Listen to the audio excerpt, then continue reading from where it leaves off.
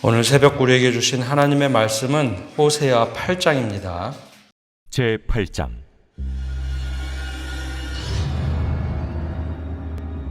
나팔을 내 입에 댈지어다. 원수가 독수리처럼 여호와의 집에 덮치리니 이는 그들이 내 언약을 어기며 내 율법을 범함이로다. 그들이 장차 내게 부르짖기를 나의 하나님이여 우리 이스라엘이 주를 아나이다 하리라. 이스라엘이 이미 선을 버렸으니 원수가 그를 따를 것이라. 그들이 왕들을 세웠으나 내게서 난 것이 아니며 그들이 지도자를 세웠으나 내가 모르는 바이며 그들이 또 그 은금으로 자기를 위하여 우상을 만들었나니 결국은 파괴되고 말리라. 사마리아여 내 송아지는 버려졌느니라. 내 진노가 무리를 향하여 타오르나니 그들이 어느 때에야 무죄하겠느냐. 이것은 이스라엘에서 나고 장인이 만든 것이라. 참신이 아니니 사마리아의 송아지가 산산조각이 나리라. 그들이 바람을 심고 광풍을 거둘 것이라. 심은 것이 줄기가 없으며 이삭은 열매를 맺지 못할 것이요 혹시 맺을지라도 이방 사람이 삼키리라. 이스라엘은 이미 삼켜졌은즉 이제 여러 나라 가운데에 있는 것이 즐겨 쓰지 아니하는 그릇 같도다. 그들이 홀로 떨어진 들나귀처럼 아수르로 갔고 에브라임이 값주고 사랑하는 자들을 얻었도다. 그들이 여러 나라에게 값을 주었을지라도 이제 내가 그들을 모으리니 그들은 지도자의 임금이 지워준 짐으로 말미암아 쇠하기 시작하리라. 에브라임은 죄를 위하여 제단을 많이 만들더니 그 제단이 그에게 범죄하게 하는 것이 되었도다. 내가 그를 위하여 내 율법을 만가지로 기록하였으나 그들은 이상한 것으로 여기도다. 그들이 내게 고기를 제물로 드리고 먹을지라도 여호와는 그것을 기뻐하지 아니하고 이제 그들의 죄악을 기억하여 그 죄를 벌하리니 그들은 애굽으로 다시 가리라. 이스라엘은 자기를 지으신 이를 잊어버리고 왕들을 세웠으며 유다는 견고한 성읍을 많이 쌓았으나 내가 그 성읍들에 불을 보내어 그 성들을 삼키게 하리라. 오늘 새벽에도 하나님의 은혜와 평강이 함께하기를 축복합니다.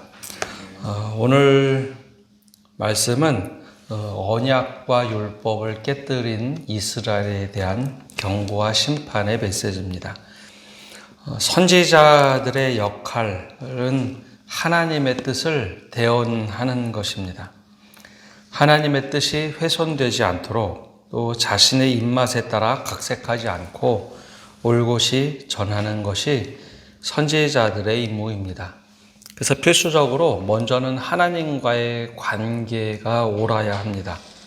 선지자들은 하나님으로부터 인격적인 관계 속에서 말씀을 듣는 것이죠. 그리고 나서 백성들에게 그 말씀을 전해야 합니다. 그런데 평상시에는 그래도 괜찮은데 하나님이 진노하시던 이 시대, 하나님의 진노를 사람들에게 전한다는 것은 그게 여간 어려운 일이 아닙니다. 특별히 하나님의 진노의 마음을 가지고 징계를 내리려 할 때 이거 전달하기가 참 어렵습니다. 사람들과의 관계도 그렇죠. 어떤 징계를 내려야 하는 상황, 그러면 그것을 전하는 사람도 굉장히 어려워합니다.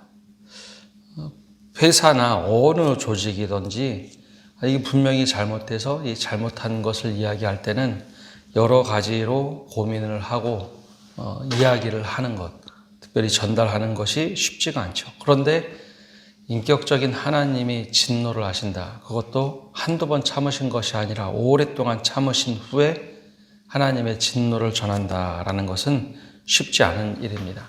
근데 그것도 쉽지 않은데 잘못하는 사람들을 비호하는 사람들이 있습니다. 거짓 선지자들은 사람들이 듣기 좋아하는 말들을 했고 왕실이 좋아하는 말을 하면서 괜찮다, 너무 잘하고 계신다 라는 말을 했기 때문에 이미 사람들의 마음은 굳어져 있습니다. 우리가 잘하고 있구나, 괜찮다. 그래서 사람들의 마음을 이미 빼앗아간 거짓 선지자들, 그리고 사람들, 백성들의 마음이 이미 한쪽으로 치우쳤기 때문에 여기에 하나님의 진노를 전한다 한들 사람들의 관계가 끊어질 것이고 특별히 나라가 망할 수도 있다라는 예언은 매국노라라고 치부받기 딱 좋은 상황입니다. 바로 이런 시대에 선지자들이 살아갑니다. 오늘은 호세아 선지자가 하나님의 말씀을 대언하는데 하나님이 기다리다 되지 않으니까 드디어 이제 경고의 나팔을 불라라고 말씀합니다. 1절에 보면 이렇게 시작하죠. 나팔을 내 입에 댈지어다. 원수가 독수리처럼 여호와의 집에 덮치리니 이는 그들이 내 언약을 어기며 내 율법을 범함이로다. 오랫동안 듣지 않는 하나님의 말씀이었기 때문에 이제는 나팔을 불라라는 것이죠. 이스라엘 백성들에게 나팔 분다라는 것은 전쟁을 예고하는 말입니다. 나팔수들이 나팔을 불 때 행진하거나 아니면 전쟁을 할 때 나팔을 불었는데 이때는 이미 북이스라엘 시대, 성전을 갖고 있던 시대니 이동하는 시간이 아닐 겁니다. 즉 전쟁이 임했다, 경고의 나팔이죠. 또 다른 의미는 나팔을 입에 대고 이제는 크게 불고 사람들에게 외치라라는 겁니다. 그러면서 말씀하기를 원수가 독수리처럼 여호와의 집에 덮치리니 이는 그들이 내 언약을 어기며 율법을 범함이로다. 두 가지를 말씀을 하시죠. 언약을 어겼다, 율법을 범한다. 여기는 크게 두 가지 언약을 어기고 율법을 어긴 것을 지적하고 있는 말씀입니다. 하나는 외교 정책이고 또 다른 하나는 예배입니다. 언약을 어겼다라는 것은 외교 정책 전반에 걸쳐서 말씀하는 것이고 또 하나는 율법을 어겼다라는 것은 예배입니다. 어제도 잠깐 말씀드렸지만 여로보암 2세가 죽은 후에 13년 동안 이스라엘의 왕 5명이 바뀝니다. 거기에 3변은 정변으로 왕을 참수합니다. 그런 일들이 이스라엘에서 일어나죠. 그러면서 즉 외교 정세는 완전히 바닥을 치게 됩니다. 특별히 이스라엘이 시작될 때 하나님께서 여로보암이라는 사람을 기름 부으시죠. 처음에는 하나님께서 여로보암 1세, 즉 여로보암에게 나타나셔서 네가 왕이 될 것이다 라는 말씀을 합니다. 그러자 그가 이 얘기를 하죠. 아니 지금 왕이 있는데 무슨 소린가. 도망가 있던 여로보암이 그 말씀을 듣고 예언대로 북이스라엘의 왕이 됩니다. 10지파를 이끌고 나가서 큰 땅을 차지하죠. 그런데 그가 정통성이라는 것을 두려워합니다.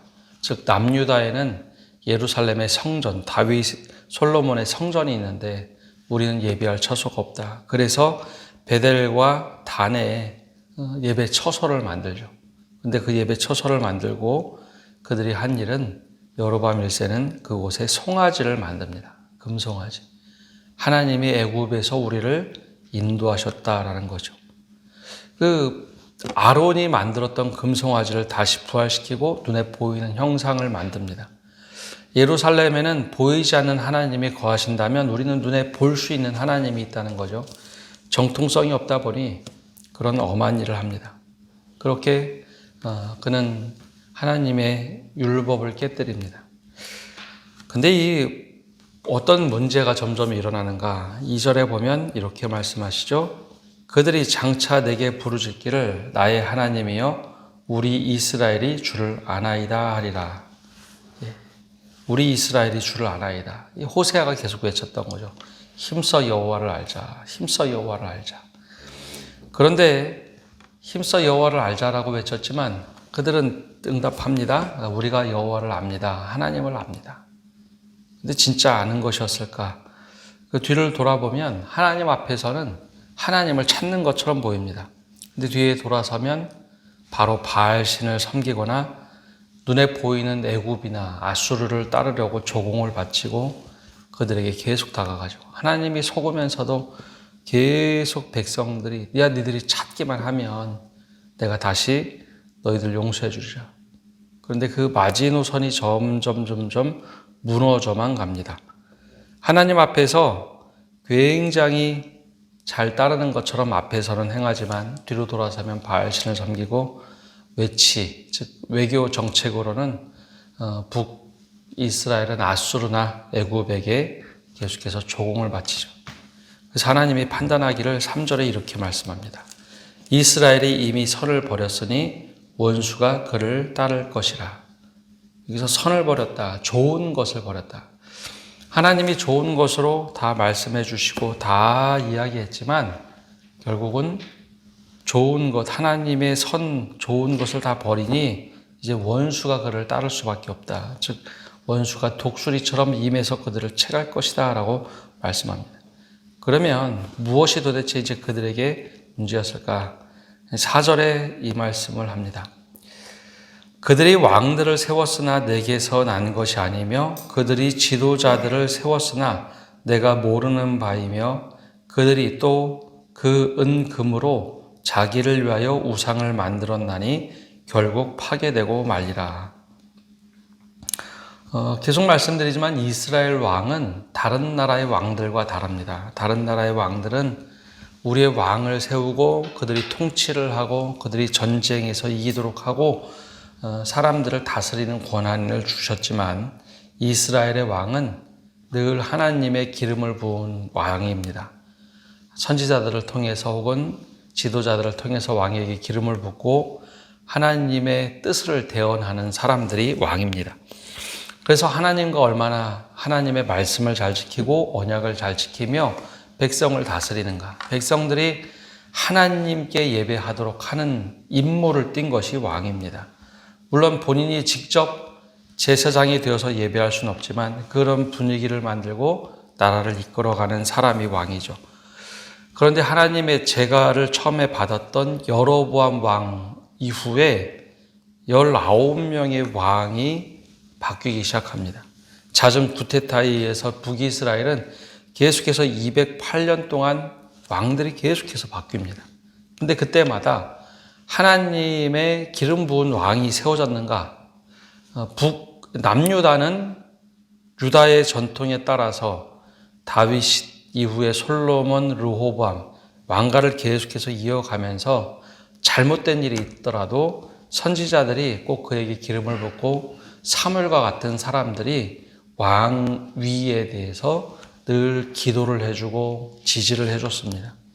그래서 그 옆에 있던 선지자나 지도자, 특별히 믿음의 사람들이 없을 때는 나라가 남유다는 기울고 그런 선지자가 있으면 조언을 듣고 왕이 내치를 잘했습니다. 근데 북이스라엘은 점점 208년 동안 하나님의 기름 부은 왕이라기보다는 자기들의 입맛대로 계속해서 왕을 갈아치웁니다. 대부분 쿠데타가 많고 5 왕조가 계속해서 바뀌죠. 그래서 하나님이 말씀합니다. 내가 세운 적이 없다. 지도자들 또한 내가 세운 것이 아니라 너희가 원해서 세웠고 그리고 그곳에 베델과 단에 결국은 너희를 위해서 송아지를 만들지 않았느냐. 그리고 내가 너희를 모르겠다라는 겁니다. 5절에 보면 이 말씀을 합니다. 사마리아여 내 송아지는 버려졌느냐 졌느니라. 내 진노가 무리를 향하여 타오르나니 그들이 어느 때야 무죄하겠느냐. 북이스라엘이 계속해서 송아지를 만들고 이것이 하나님이다. 예배를 드리고 끝까지 합니다. 그러면서 즉 외교 문제에 있어서 그들이 끊임없이 조공을 바치기 시작합니다. 그것이 8절에서 10절까지 나오는 말씀입니다. 이스라엘은 이미 삼켜졌은즉 이제 여러 나라 가운데 있는 것이 즐겨 쓰지 아니하는 그릇 같도다. 하나님이 버리시니까 그들이 버려진 그릇 같다. 그래서 이스라엘을 비유할 때 너희들은 그릇이다. 내 은혜를 받을 그릇이다 라고 토기장이 비유를 통해서 말씀하셨는데 그릇이 더 이상 쓰여지지 않는 그릇처럼 이방 나라에 팔려간 것처럼 보여집니다. 그러면서 10절에 그들이 생각하죠. 그들이 여러 나라에게 값을 주었을지라도 이제 내가 그들을 모으리니 그들은 지도자의 임금이 지어준 짐으로 말미암아 쇠하기 시작하리라. 북이스라엘은 생각했습니다. 우리가 이렇게 조공을 잘 바치면 그들이 우리를 도와주겠지. 하나님께 예물을 드리듯이 그렇게 조공을 잘 바치면 애굽이 우리를 지켜주고 아수르가 우리를 지켜줄 것이다 라고 생각을 하고 조공을 많이 바쳤는데 결과적으로는 아무리 값을 많이 주었을지라도 하나님이 이방을 모아서 내가 그 지도자들에게 짐지어 준 것보다 오히려 그 짐으로 말미암아 이제 쇠하리라. 아무것도 아니라는 것이죠. 그래서 외교적으로 그들은 하나님과의 언약을 깨뜨린 백성이 되어버렸습니다. 그러면 예배는 무엇이 문제였을까요? 율법을 어겼다라는 것, 그것은 11절에서 14절까지 나오는 말씀입니다. 11절에 보면 이렇게 말씀합니다. 에브라임은 죄를 위하여 제단을 많이 만들었더니 그 제단이 그에게 범죄하게 하는 것이 되었도다. 이게 참 무서운 말씀이죠. 예배를 위하여 예배 처소, 즉 예배당을 만들고 교회를 세웠는데 그것이 오히려 범죄하게 하는 것이 됐다라는 표현입니다. 에브라임은 북이스라엘을 지칭하는 애칭입니다. 이게 무슨 말인가 하면 아까 말씀드렸듯이 북이스라엘이 갈라져 가면서 베델과 단에 예배 처소를 만듭니다. 우리가 예루살렘까지 가서 예배할 수는 없으니 이곳에서 예배를 하자. 근데 예배 처소를 만들고 제일 먼저 한 것은 그곳에 제단을 만들었는데 거기에 금송아지를 만들어 놨습니다. 그러니 예배할 때마다 이게 눈에 보이는 하나님을 만들어 놓고 좋아라 했지만 이 금송아지에게 예배하는 꼴이 되어버렸죠.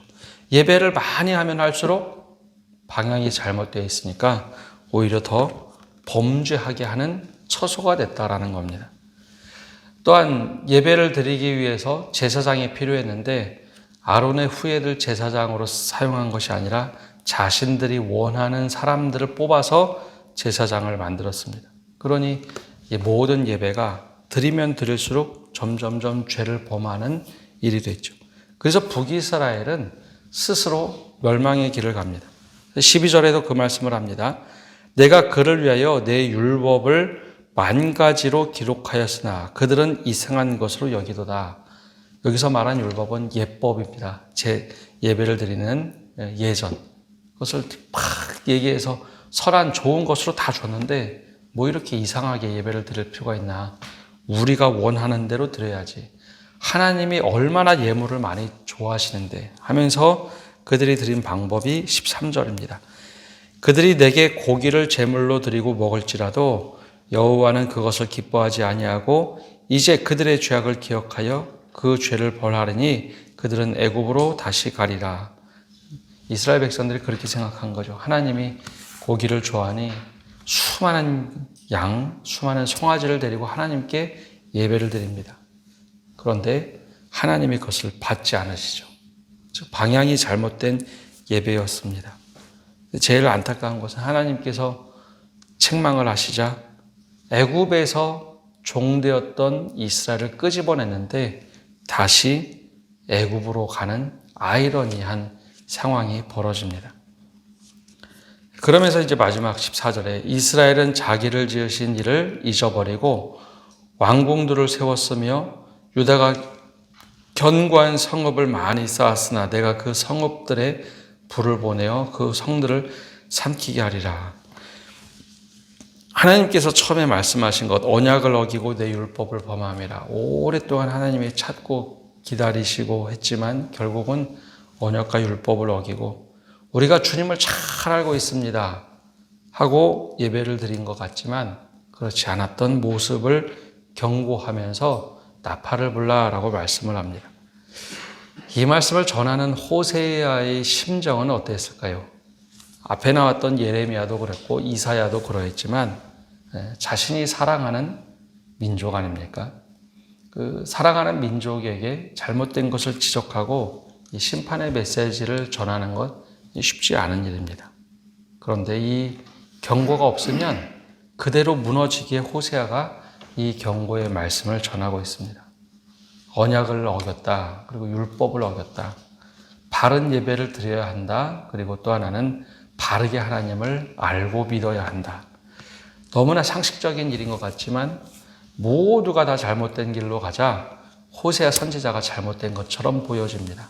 야, 왜 그 쓸데없이 그런 말 하느냐. 우리가 얼마나 예배를 잘 드리고 있는데 얼마나 우리가 열심히 외교를 하고 있는데 근데 방향이 잘못되니 모든 것이 잘못되었다라는 것이죠. 오늘 이 말씀을 우리가 묵상하며 우리의 예배는 어떠합니까? 또 더 나아가서 우리가 지도자들을 어떻게 세우고 또 지도자들을 위해서는 어떻게 기도하고 있습니까? 오늘 이 질문을 우리 스스로에게 던지고 오늘 하루도 기도하면서 하나님, 우리가 바른 믿음, 하나님을 바르게 알게, 그리고 바른 예배, 바른 신앙생활을 할 수 있도록 우리를 돌이켜 주옵소서. 기도하시는 성도 여러분 되시기를 바랍니다. 기도하겠습니다. 하나님, 오늘도 저희가 이 새벽에 나와서 말씀을 듣고 기도를 드립니다. 하나님이 오래 참으시다가 이제는 호세아 선지자를 통해서 경고의 나팔을 불라 언약을 어기고 율법을 깨뜨린 이 모습을 지적하며 경고하시는 말씀이 오늘 우리가 하루를 살아가면서 주님께서 우리에게 경고하시는 메시지이므로 듣습니다. 우리는 어떻게 예배를 하고 있는지, 또 어떤 자세로 예배를 하고 있는지 우리 스스로 돌아보게 하여 주옵소서. 바른 예배, 바른 방향으로 하나님을 향하여 예배하게 하시고, 또한 우리가 스스로 돌아보면서 이스라엘 백성들이 외치를 잘하고 외교를 잘하고 모든 것을 잘한 것처럼 보여지지만 결국 하나님보다 우상을 먼저 찾고 사람을 먼저 찾고 결국 방향이 잘못되어서 무너지고 있는 것을 보게 됩니다.